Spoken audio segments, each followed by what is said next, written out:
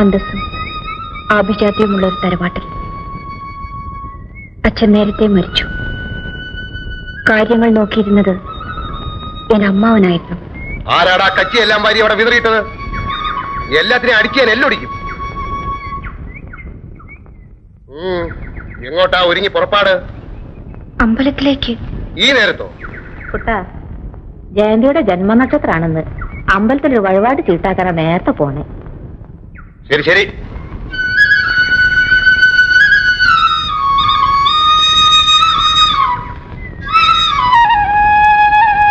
ഈ വഴിപാട് ചീട്ടാക്കാൻ തുടങ്ങിയിട്ട് കാലശിയായി.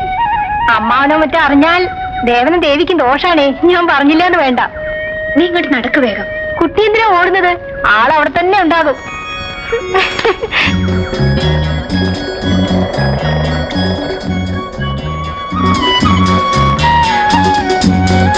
കൊണ്ടുപോയി കൊടുക്ക്.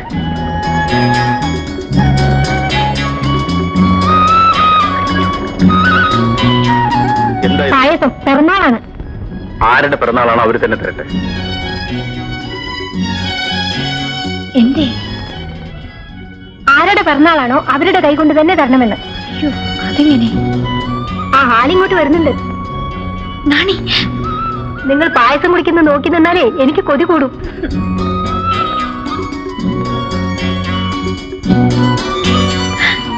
വിടുന്ന്, ആരെങ്കിലും കാണും. വിടുന്ന്. പായസം കഴിക്കൂ. പായസമല്ലേ എന്റെ വായിലേക്ക് ഒഴിച്ചു തരൂ.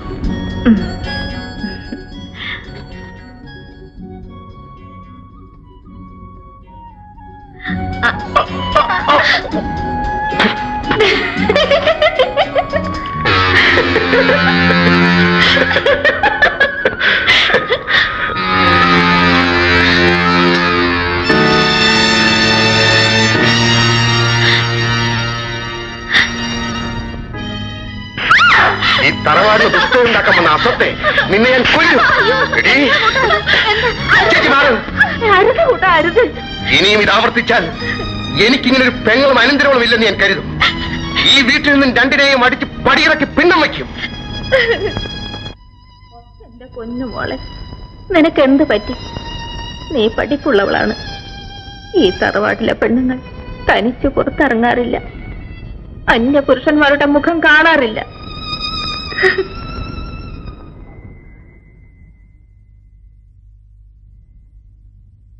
നീ വരില്ലെന്നാ ഞാൻ കരുതിയത്. അമ്മ ഉണർന്നാൽ അന്വേഷിക്കും. എന്തിനാ ഈ സമയത്ത് എന്നോട്? എത്ര നാൾ നമ്മളിങ്ങനെ കഴിയും? ജീവിതകാലം മുഴുവനും.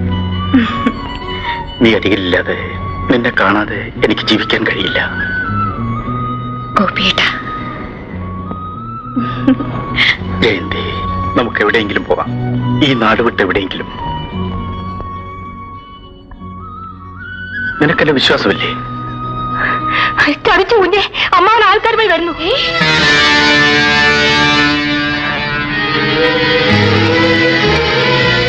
വരൂ, വരാൻ.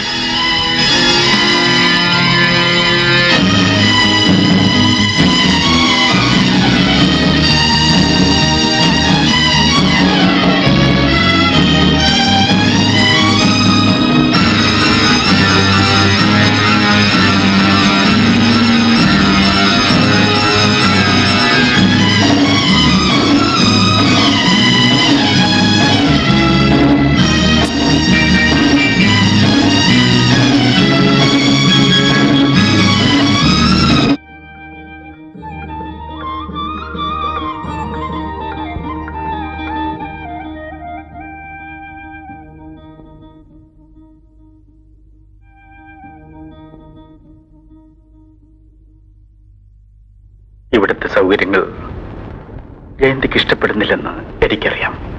സത്യം പറയൂ, എന്നോടൊപ്പം വന്നതിൽ നിനക്ക് ദുഃഖം തോന്നുന്നില്ലേ? ഒരിക്കലുമില്ല. ഗോപിയേട്ടൻ അടുത്തുള്ളപ്പോൾ എനിക്ക് സന്തോഷമേ ഉള്ളൂ. ഇവിടെ എന്താണ് ഒരു കുറവ്? കുറച്ച് പാത്രങ്ങൾ വാങ്ങിക്കണം. തൽക്കാലം എനിക്ക് 1-2 സാരിയും പിന്നെ ഗോപിയേട്ടനും വേണം. ജയന്തി, ഇതിനൊക്കെ കാശ് വേണ്ടേ? നിന്റെ വളയും ചെയിനും വിറ്റ കാശ് കൊണ്ടാ ഇത്രയും നാൾ നമ്മൾ കഴിഞ്ഞത്. ഇനി എനിക്കൊരു ജോലി കിട്ടാതെ യാതൊരു വഴിയുമില്ല. നാളത്തെ ആഹാരത്തിന് പോലും. ദിവസവും ജോലി അന്വേഷിച്ചിറങ്ങുന്ന അദ്ദേഹം തിരിച്ചു വരുന്നത് വിഷമത്തോടെയായിരുന്നു. പട്ടിണി എന്താണെന്ന് ഞാൻ ആദ്യമായി അറിഞ്ഞു. ഒരു ദിവസം ഉടുക്കാൻ മറുതുണിയില്ലാതെ ഞാൻ കുളിച്ച് ഈറിനുണക്കി നിൽക്കുമ്പോൾ, വരൂ ജയന്തി, ഇന്നത്തോടെ നമ്മുടെ എല്ലാ ദാരിദ്ര്യവും തീർന്നു. ഇദ്ദേഹമാണ് അതിന് കാരണക്കാരൻ. എന്റെ ഒരു പഴയ സ്നേഹിതനാണ് മിസ്റ്റർ രാജഗോപാൽ. ഇതാ, വേഗം ഡ്രസ് മാറി പുറപ്പെട്ടോളൂ. എങ്ങോട്ട്?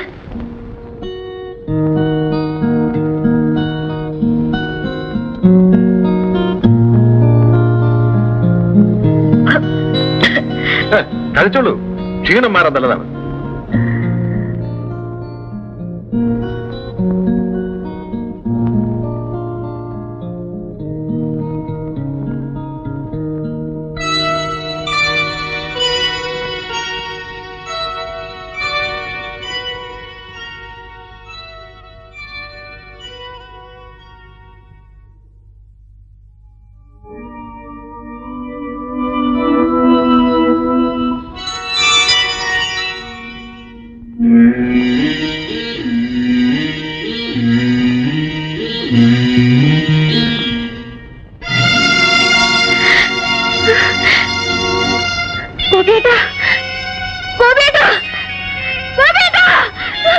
നീ ആരെയാ വിളിക്കുന്നത്?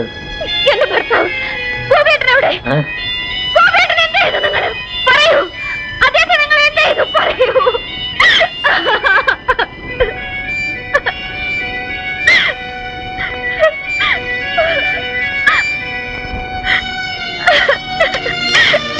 രാജഗോപാൽ, രാജഗോപാൽ, എന്താ? ഏതാണിവൾ? ആരാണ് ഇവളുടെ ഭർത്താവ്? എവിടെയാവൻ? പോയി. ഇല്ല, ഇല്ല. അദ്ദേഹത്തെ നിങ്ങൾ എന്ത് ചെയ്തു? എന്റെ ദൈവമേ, ഗോപേട്ടൻ എന്ത് പറ്റി? എന്ത് പറ്റി അദ്ദേഹത്തിന്?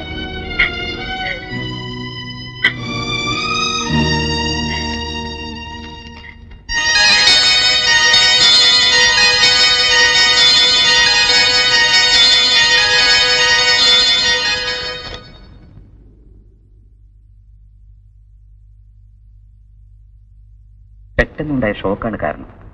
Now she is all right. Thank you doctor. Okay.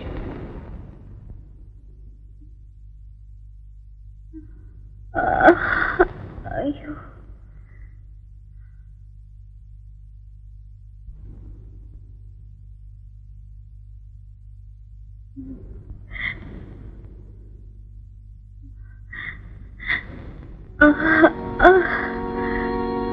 കരഞ്ഞു തീർക്കാവുന്ന ദുഃഖങ്ങളുണ്ട്. നിന്റെ ദുഃഖം കണ്ണീരിൽ അലിയാത്താണെന്ന് ഞാൻ ഊഹിക്കുന്നു. നീ വഞ്ചിക്കപ്പെട്ടവളാണെന്ന് പിന്നീടാണ് ഞാൻ അറിഞ്ഞത്. കുടിച്ചു ബോധമില്ലാതിരിക്കുമ്പോൾ പല പെൺകുട്ടികളും ഈ റൂമിലേക്ക് കടന്നു വന്നിട്ടുണ്ട്. അവരാരെന്ന് ഞാൻ അന്വേഷിച്ചിരുന്നില്ല. പക്ഷേ നിന്റെ കാര്യത്തിൽ ഞാൻ തെറ്റ് ചെയ്തിട്ടുണ്ടെന്ന് തോന്നുന്നു. അത് മനഃപൂർവ്വമല്ല. എന്നോട് ക്ഷമിക്കൂ. എവിടെയാ വീട്? പോകാൻ മറ്റൊരിടമില്ലെങ്കിൽ നിന്റെ അസുഖം മാറുന്നവരെവിടെ താമസിച്ചോളൂ. ഭയപ്പെടണ്ട, നിന്നെ ആരും ഉപദ്രവിക്കില്ല.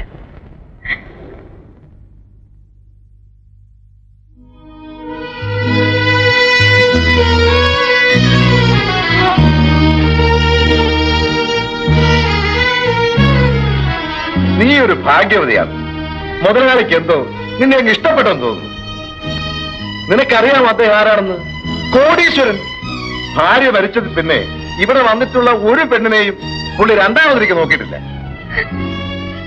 നീ എന്തിനാ കരയുന്നത്? ഓ, അവനെ ഓർത്താണോ? ആ ഗോപിയെ. നിന്നെപ്പോലെ എത്രയോ പെൺകുട്ടികളെ അവൻ നശിപ്പിച്ചിരിക്കുന്നു. ഞാൻ കണ്ടുമുട്ടിയത് കൊണ്ട് നീ രക്ഷപ്പെട്ടു. ഇല്ലെങ്കിൽ ബോംബെയിലുള്ള ഏതെങ്കിലും ഒരു വേശ്യാത്തെരുവിൽ നീ എന്നെത്തുമായിരുന്നു. ഞാൻ പറയുന്നത് നിന്റെ ഗുണത്തിനാണ്. ഇവിടെ നിറങ്ങിയാ നീ എങ്ങോട്ട് പോകും? ഒരല്പം ബുദ്ധി കാണിച്ചാൽ നിനക്ക് ഇവിടെ കഴിയാം, ഒരു രാജകുമാരിയെ പോലെ. അല്ലാതെ ആ ഗോപിയെ കാത്തിരുന്നിട്ടൊന്നും കാര്യമില്ല. അവൻ തിരിച്ചു വരില്ല.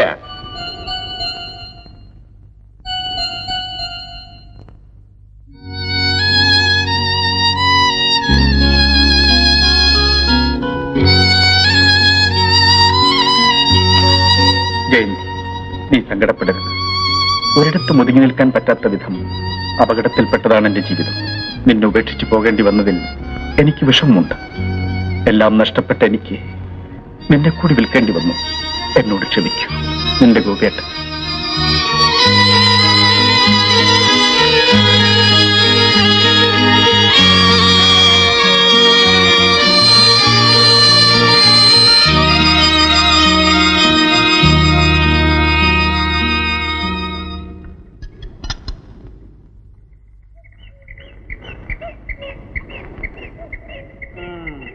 മുമ്പ് വന്നവരല്ലേ ഇരുട്ടത്തായിരുന്നു, ഒരെണ്ണത്തിന് വെളിച്ചത്ത് കണ്ടില്ല. ഈ മാനും മര്യാദ ഇല്ലാത്തേക്ക് എവിടെയാ രാവും പകലും? നിൽക്കൂ. എവിടേക്കാ? അടുത്തെങ്ങും പരിചയക്കാരോ ബന്ധുക്കളോ ഇല്ലല്ലോ. കഥകളൊക്കെ ഞാൻ അറിഞ്ഞു. രാജഗോപാൽ പറഞ്ഞു.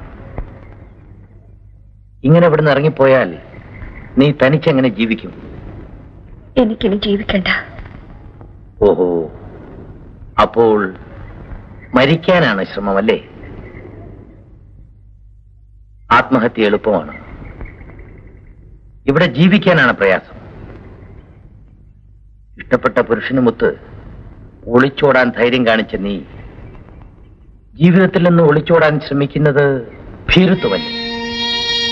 അതും നിന്നെ വഞ്ചിച്ച ആ ചെറുപ്പക്കാരനെ ചൊല്ലി നീ സ്വയം നശിക്കുന്നതിൽ എന്താണ് അർത്ഥം? കഴിയുമെങ്കിൽ അവനോടുള്ള പ്രതികാരം എന്നോണം ജീവിക്കും. ഞാൻ നിന്നെ സഹായിക്കാം. ഞാൻ ചെയ്ത പാപത്തിന്റെ പ്രായശ്ചിത്തമാണത്. വരൂ.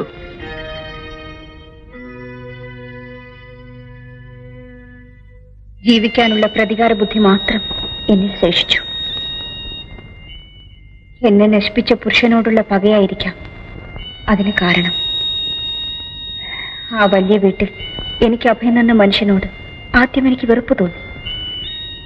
കൂടെ കൂടെ അദ്ദേഹത്തിന്റെ സ്വഭാവം ഞാൻ മനസ്സിലാക്കി. കുടിച്ച് സ്വയം നശിക്കുന്ന ആ മനുഷ്യനോട് എനിക്ക് സഹതാപം തോന്നി.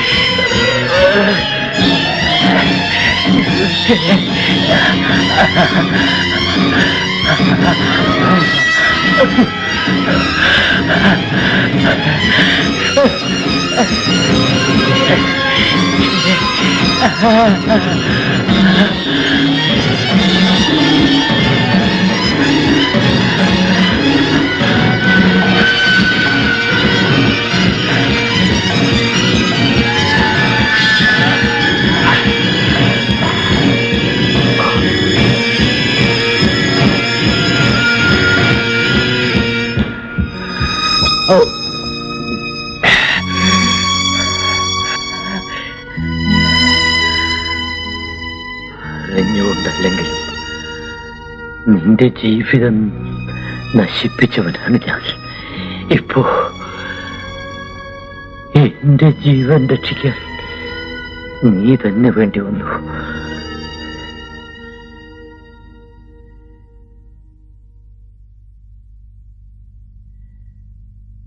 അധിക നാൾ ഈ ജീവൻ നിലനിൽക്കയില്ല. എന്റെ നാളുകൾ എണ്ണപ്പെട്ടതാണ്. വേണ്ട, ഡോക്ടറല്ലേ വിളിക്കാൻ പോകുന്നത്.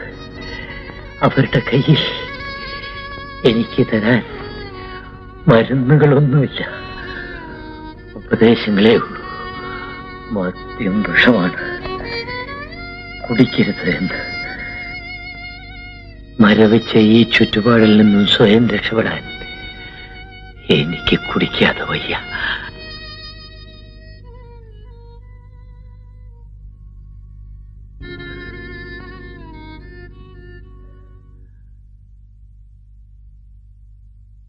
അരുത്.